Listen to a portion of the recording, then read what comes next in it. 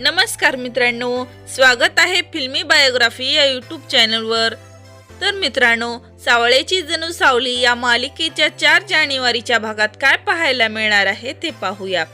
तारा आणि भैरवी दोघेही इकडे सावलीच्या माहेरी हरिनाम सप्ताहाला जाण्यासाठी तयारी करत असतात आणि त्यानंतर इकडे भैरवी आपल्या जगन्नाथला कॉल करते आणि जगन्नाथला बोलते की तुम्ही जो काही सावलीच्या आवाजाचा व्हिडिओ तुमच्या मोबाईलमध्ये होता तो सर्वांना दाखवणार होता ना, पण काय झालं त्या व्हिडिओचं?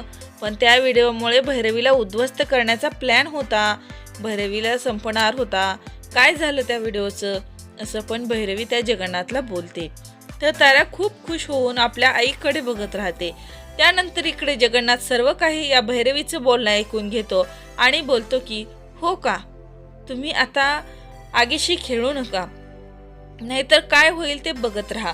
त्यावेळेस भैरवी बोलते की अरे आगीशी आम्ही नाही खेळत, तर तुझी मुलगी खेळते, मुलगी बरोबर आहे ना, असं भैरवी जगन्नाथला बोलते।